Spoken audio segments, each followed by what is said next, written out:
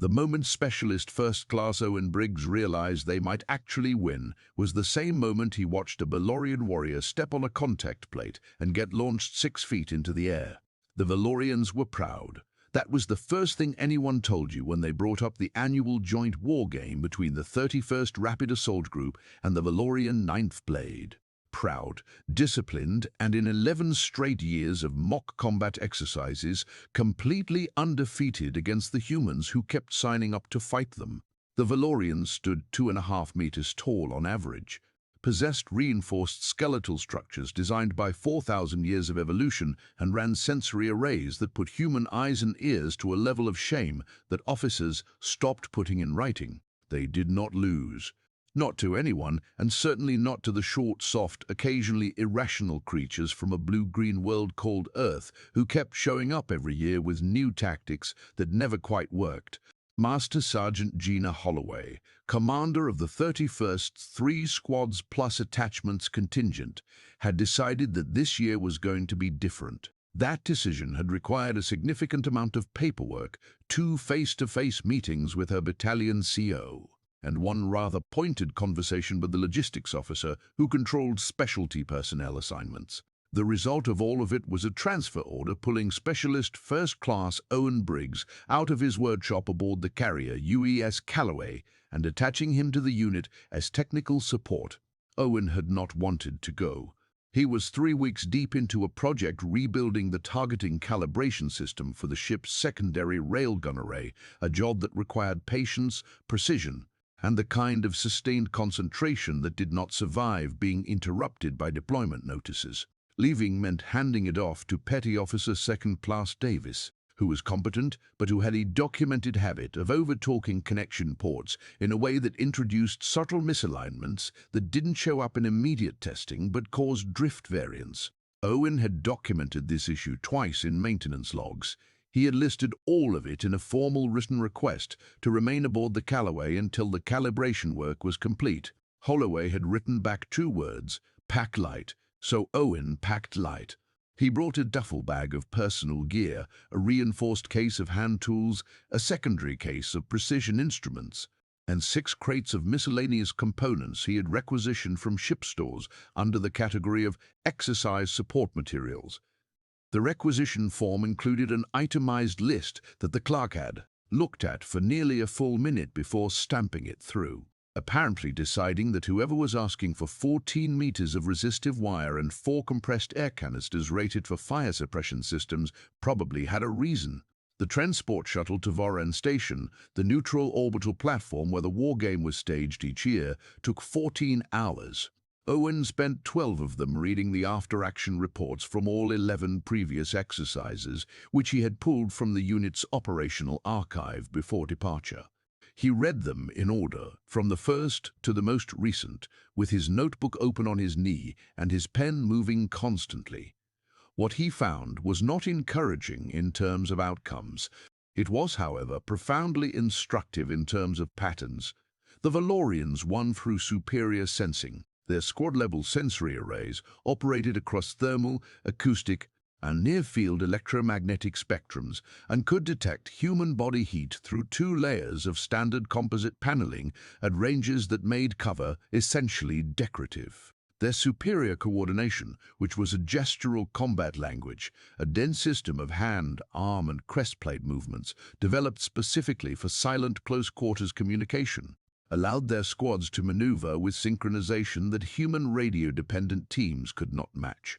They had superior durability, their natural physiology allowing them to absorb hits from training-rated stun weapons that dropped human soldiers in a single solid pulse. And finally, they mastered the art of terrain exploitation, securing elevated positions and choke points with a speed that consistently left human teams reacting rather than acting. Owen set down the last report, capped his pen, and looked out the shuttle's porthole at the dark between the stars.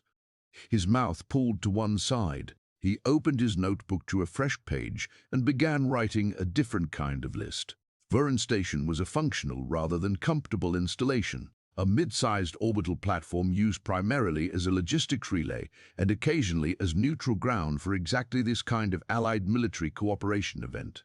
The wargame structure itself was impressive engineering, a half-kilometer of modular corridors, multi-level rooms, stairwells, catwalks, open staging areas, and tight defensive bottlenecks assembled on the station's main cargo deck. The structure was rebuilt in slightly different configurations each year, though certain features remained consistent. The 6 levels, the 2 main entry points on opposite ends, the central atrium and the upper-level observation catwalks. Each combatant wore a sensor harness that registered hits from training-rated stun weapons. 3 solid hits locked the harness, removing that fighter from the exercise. The game ran for 6 hours or until one side was fully eliminated. In all 11 years, the Valorians had never needed the full 6 hours. Colonel Preethvas, the Valorian commander, met the human contingent of the station's docking bay with the practiced graciousness of someone who had won so many times that losing had become a genuinely foreign concept. He was broad-shouldered even by Valorian standards, his amber crest plates marking his senior rank, and he extended his hand to Holloway with a careful grip calibrated not to injure. "Sergeant Holloway," he said, his standard nearly unaccented from years of joint operations work, "we are pleased to compete again. I hope your team has found new inspiration this year." Holloway shook back firmly with both hands. "More than usual, sir."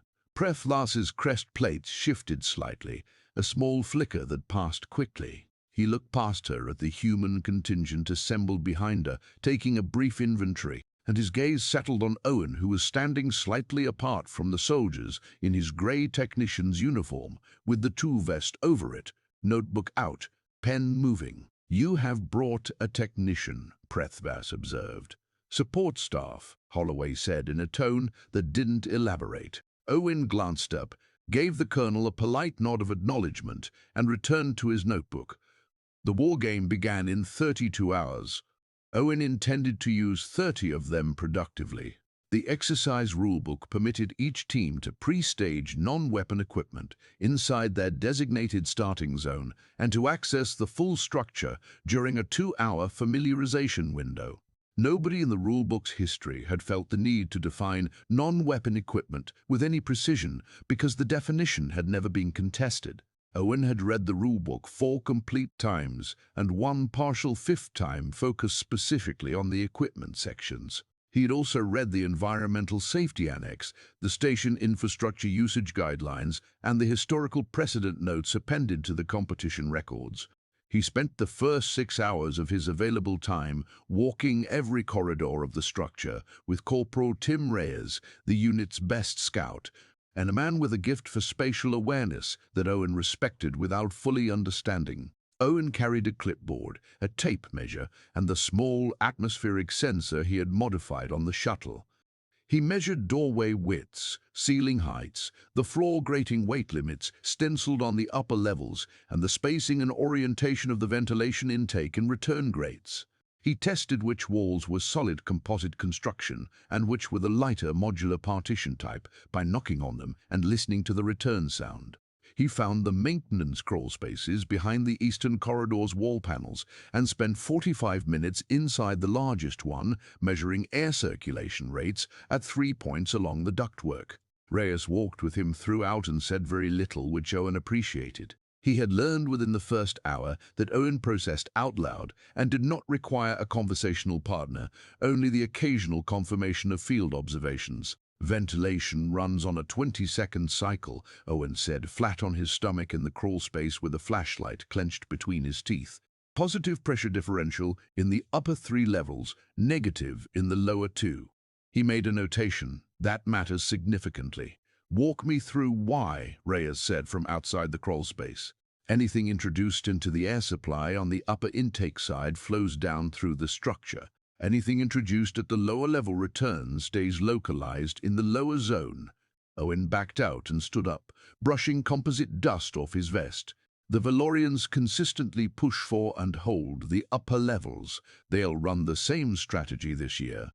They always own levels 4, 5, and 6 within the first 12 minutes, Rez confirmed. "After that, the stairwells become the problem. They fortify every approach." Owen wrote that down, though he already had it in his notes from the after-action reports. Sergeant First Class Donna Hartwell was the unit's senior NCO, a compact and unhurried woman who had been through 6 prior exercises and had a precise understanding of where they went wrong each time.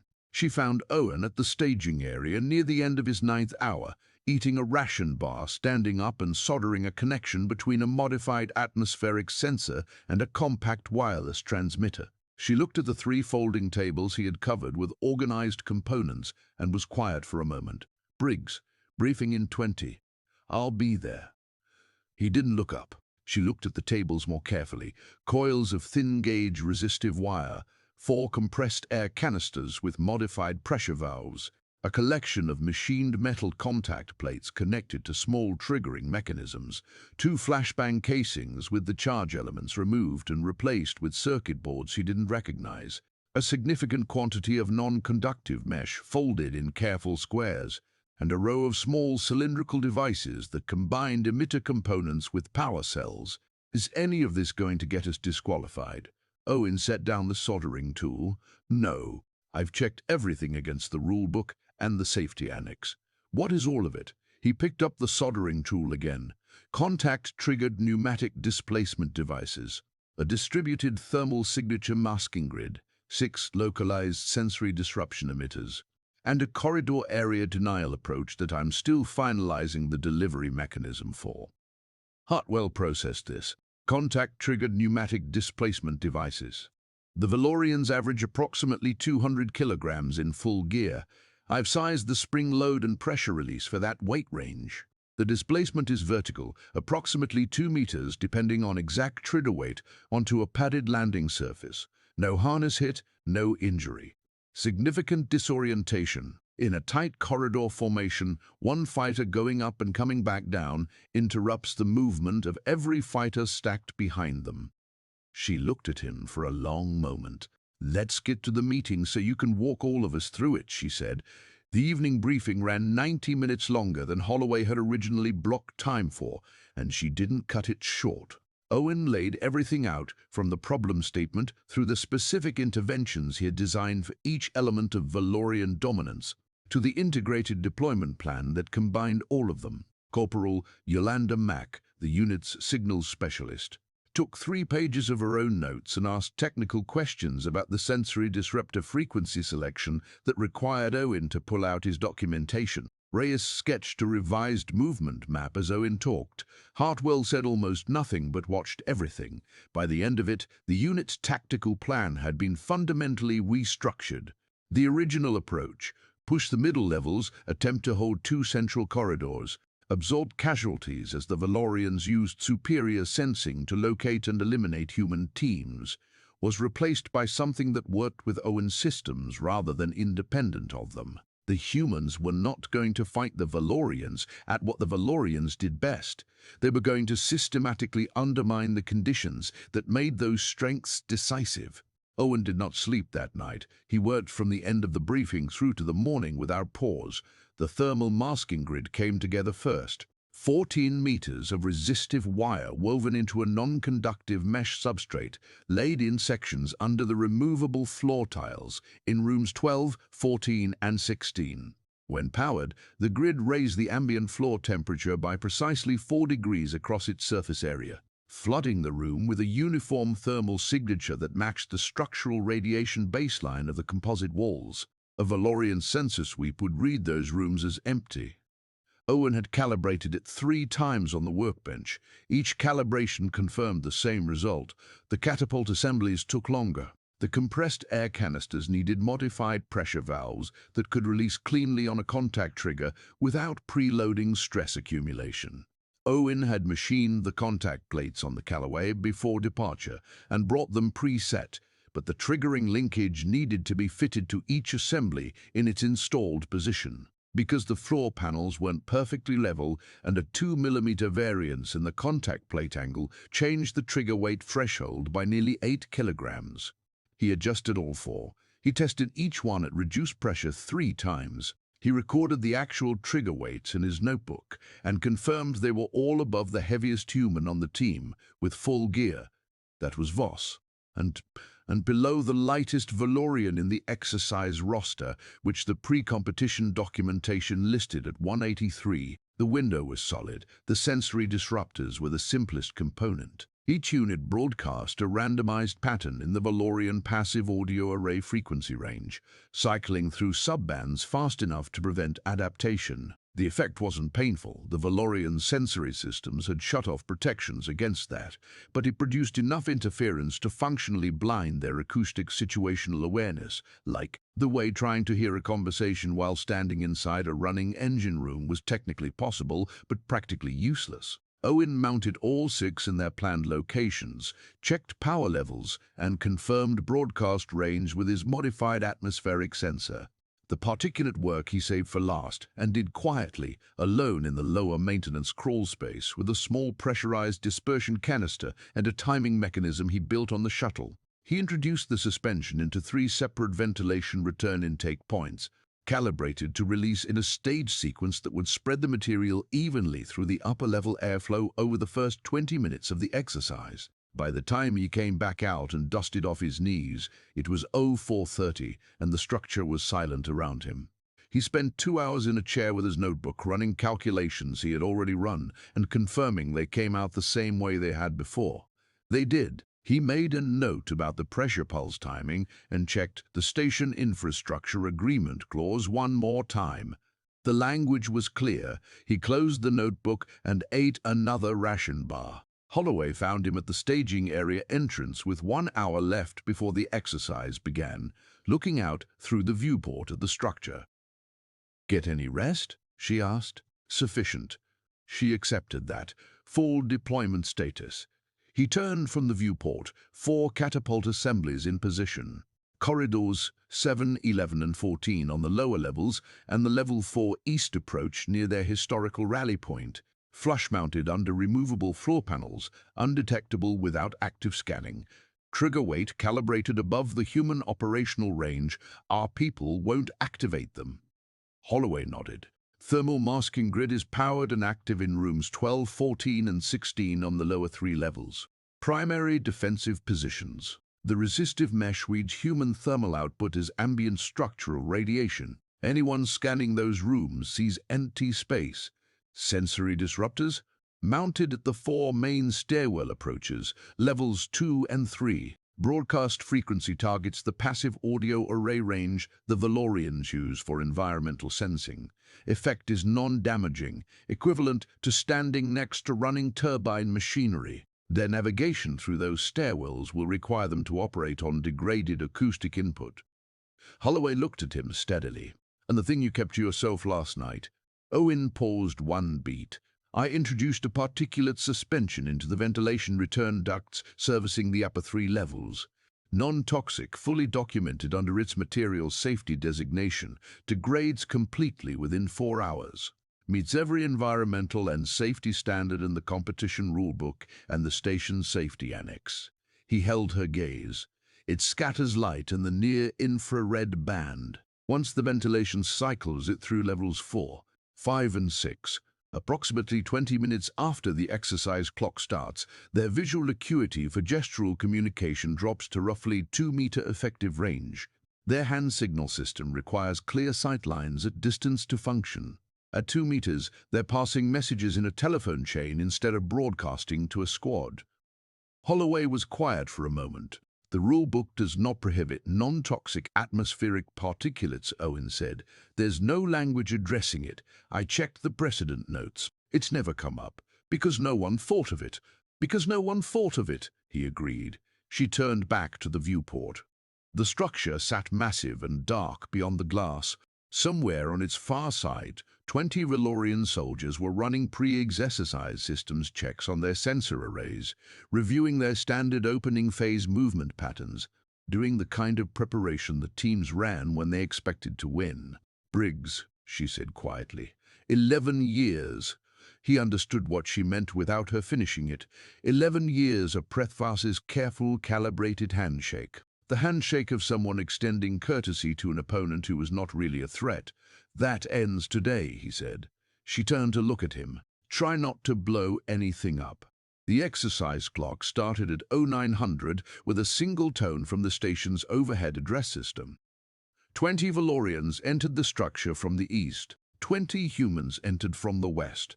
Owen positioned himself in the monitoring station he and Mac had set up in the staging area's rear room, running feeds from the harness tracking network on one screen and the thermal display on another, with the ventilation system control she had patched to their local board on a third. The first 2 minutes were quiet on the radio. Standard initial movement, both teams advancing their point elements. Then Reyes's voice came through, clicked and flat. Contact, Corridor 7. 2 Valorians, point element, moving at standard advance pace. A 2-second pause. First one hit the plate. Owen watched the harness tracking icon for the lead Valorian blink and shift erratically. He went up clean, came down on the pad. His partner ran into him on the way back down. A pause, a sound that wasn't quite a laugh, but lived in the same neighborhood. The two behind them have stopped. Moving to Corridor 11 positioning, Owen said. Hartwell, your team is clear to advance on the south approach. The next confirmation came 4 minutes later. Corridor 11, second catapult. A single Valorian stepping onto the plate at speed, higher velocity displacement than the test runs, which Owen noted, followed by confusion in the 4 fighter element behind him as they attempted to respond to a situation their training hadn't accounted for. Grid holding, Mac said without being asked. Hartwell's team in room 14, Voss's fire team in room 16, both reading as structural background. Good. Owen made a note. Disruptors are cycling through the stairwell frequencies now. Sergeant Arturo Voss's voice came through 17 seconds later, low and careful. Stairwell B. 3 Valorians on approach. They've stopped on the landing. Hold your position, don't engage. They're not moving. They're trying to signal each other. It's not. A pause. They're pulling back. 3 Valorian soldiers had approached a stairwell, found themselves unable to communicate effectively or understand their acoustic environment, and made the correct military decision to withdraw and reassess rather than push through blind. It was exactly the right call. It was going to cost them time and force a redistribution of fighters through secondary corridors that the humans now held with masking coverage and catapult positions. The first 30 minutes built steadily. The Valorians' opening phase push stalled at 4 separate points. Their coordination degraded as the particulate suspension completed its spread through the upper-level ventilation. Owen watched the airflow screen and noted it cycling through the levels. Their radio network absorbed the communication load that their gestural system could no longer carry, but radio added 3 seconds of latency that didn't exist in visual signaling. In close quarters, 3 seconds was the kind of gap that human fighters trained for. The Valorians lost 5 before the 30-minute mark. 2 eliminated by Hartwell's fire team, using the thermal masking to step out of what the Valorians' sensors read as empty rooms. 2 more taken out by Voss's team at a junction where a catapult-disoriented fighter had broken formation and exposed his teammates. 1 by Reyes working alone in a maintenance corridor the Valorians' standard route map didn't account for. The humans had lost 2, Reyes himself, caught in a sensor sweep he'd miscalculated, and Barnes in an approach exchange at level 2. With 5 down and their opening phase disrupted, the Valorians did exactly what their doctrine called for. Breathbars pulled his remaining 15 fighters back to the level 4 East cluster, 2 adjacent rooms with composite walls and limited approach angles. Owen watched the harness icons consolidate on his display in a smooth, deliberate movement that spoke to how well drilled the Valorian 9th blade was, even when things had gone sideways. They didn't panic, they regrouped, and they chose ground, and they waited. Defended properly, those 2 rooms could hold against a significantly larger force. Both approach angles were tight corridors that fed into a 6-meter vestibule before the room entries. The Valorians would have fighters at the vestibule, fighters stacked in the rooms behind them, overlapping fields of fire, and the patience to wait out a clock that still had over 3 hours left on it. They were betting that the humans would eventually have to come to them, and that when they did, 15 disciplined Valorian fighters in a prepared position would end the exercise on their terms. It was a good bet. It would have been the right bet against the teams from the previous 11 years. Briggs. Holloway's voice came through even and measured. "We're not going to them. Talk to me." Owen stared at his diagram of the Level 4 cluster for 90 seconds. His pen was still. He thought about the ventilation system. He thought about positive pressure differential and what it meant when you cycled it to maximum output and then cut it to zero inside a closed room. He thought about 2 seconds of unexpected significant airflow and what that did to the footing of a fighter who wasn't braced for it. He thought about paragraph 4, subsection 2 of the pre-exercise station infrastructure agreement. Environmental control systems within the exercise structure may be accessed by either team for participant safety purposes during the exercise period. He put his pen down. "Mac." She looked up. "I need ventilation control for levels 3 and 4 on our local board." She held his gaze for exactly 1 second. "Station infrastructure. Pre-exercise agreement, paragraph 4, subsection 2, participant safety purposes. I can make the case." He paused. "We're not going to damage anything." 1. Controlled pressure cycle. Mac turned to her board and started working without further comment. It took her 4 minutes and 20 seconds. He used the time to walk Holloway through the timing. "Both teams hold at the stairwell thresholds," he said. "Do not advance. When I call Mac triggers a pressure pulse from the level 4 ventilation, maximum output cycle, 2 seconds, then 0. Everyone in those rooms who isn't braced and expecting it is going to lose their footing. Our teams won't be moving. Theirs will." "How long on the threshold?" Hartwell asked over the radio. Her voice was carefully neutral. 4 minutes from Mac's ready signal. A silence that communicated several things without using words. "Briggs," Hartwell said. "Sergeant, the math is sound. I ran it 3 times. Ready on ventilation control," Mac said. Holloway's voice came back without hesitation. "Both teams move to threshold positions." "Hold on Briggs's mark." Owen watched the harness display. 15 Valorian icons clustered in 2 rooms on level 4, 18 human icons moving into position in the stairwells below them. He watched the Valorian icons for any shift indicating detection. But the masking and disruptors had done their work, and the particulate suspension had reduced their passive scanning range significantly. The 4 minutes passed in the kind of silence that existed only when a lot of trained people were deliberately making no noise at all and succeeding at it. Owen watched the harness display. The Valorian icons were still.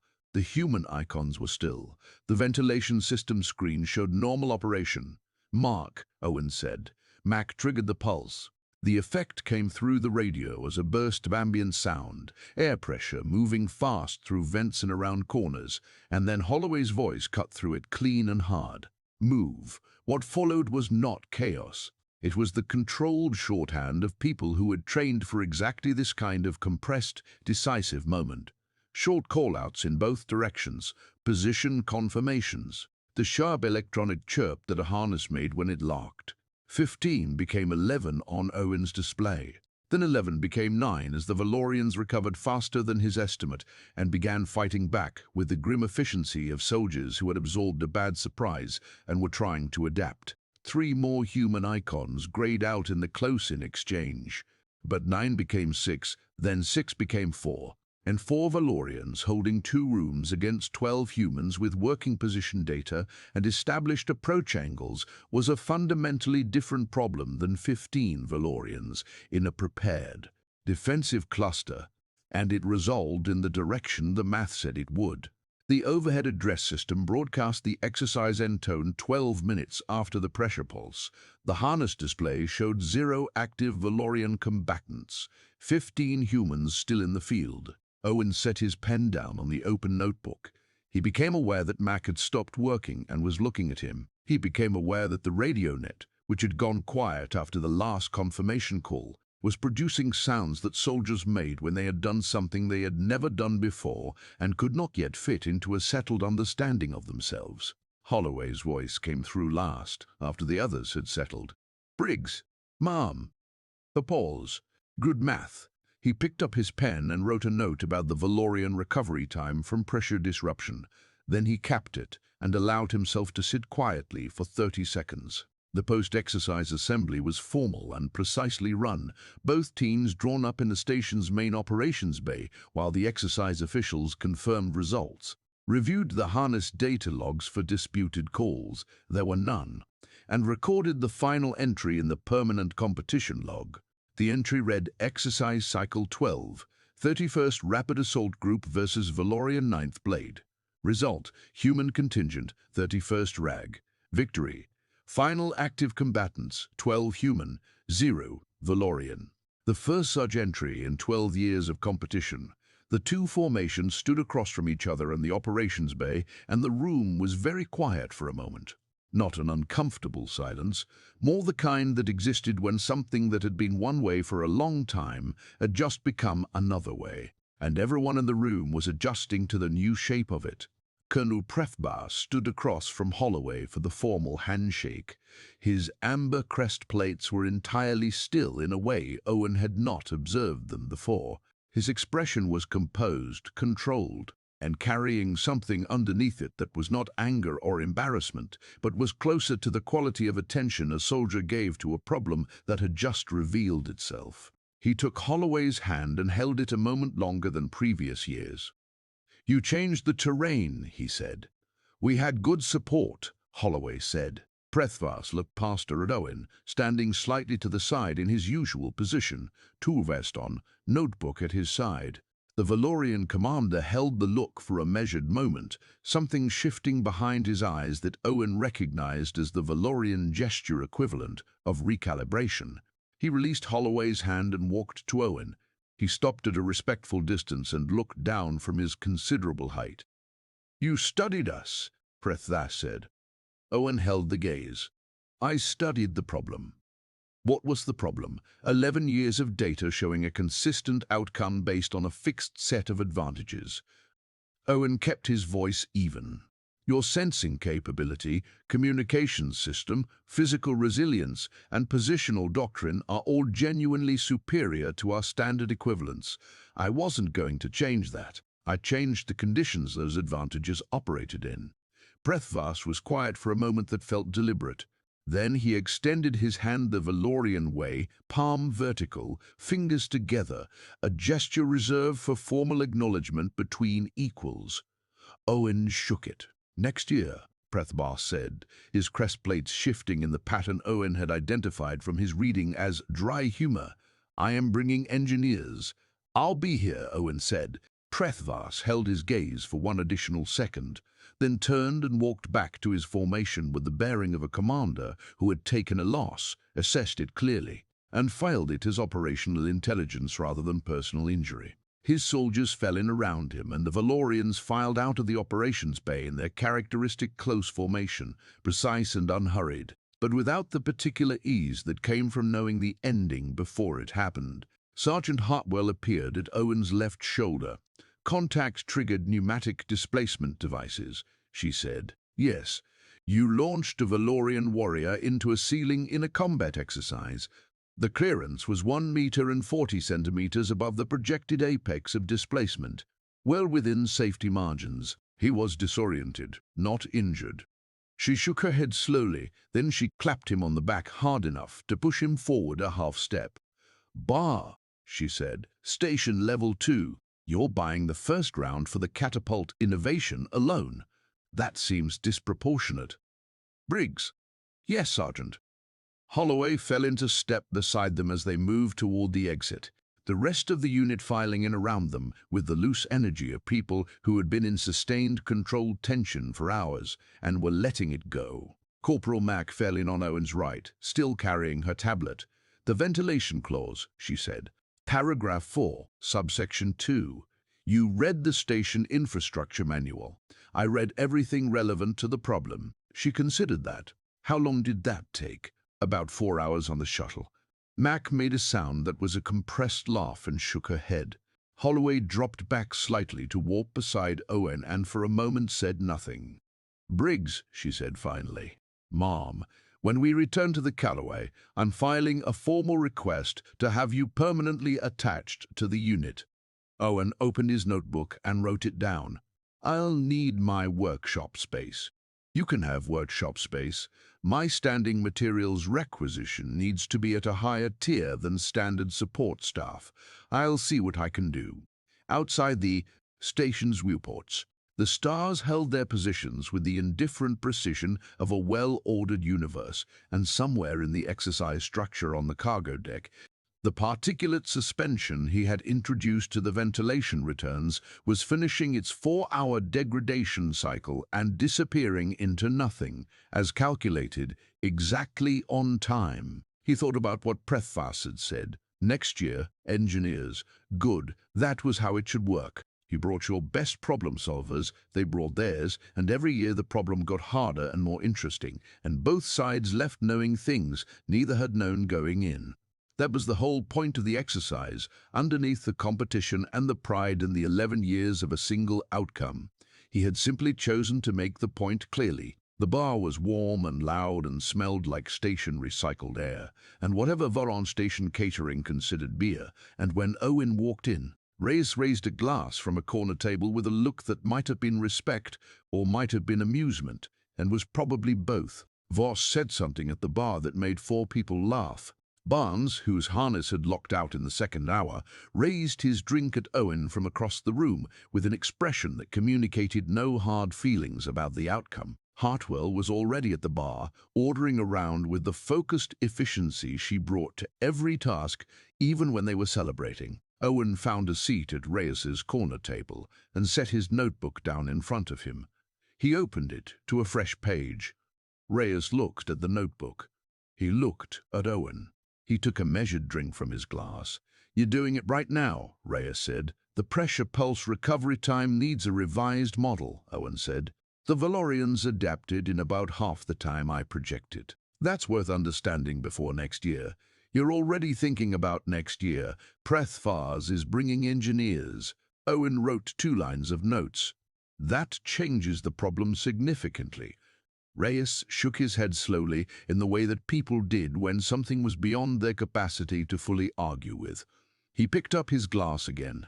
A second glass appeared on the table. Holloway had set it there and was taking the seat across from Owen, and she looked at the open notebook and the pen in his hand and didn't say anything about it for a moment. She just looked at him the way she had been looking at him since the exercise end tone, with the particular expression of someone recalculating an estimate. "1 drink," she said. "Then you can go back to thinking." "I'm already thinking," he said. "I know." She picked up her glass. "That's why you're attached to my unit." Owen picked up his glass. The station turned in its orbit. 12 years had ended today, and 13 was already a different problem with different parameters, and he was already looking forward to working it. He had known today would work. He had run the numbers 3 times. Owen always ran the number 3 times. As he took a sip from his glass, he smiled, already anticipating next year's exercise.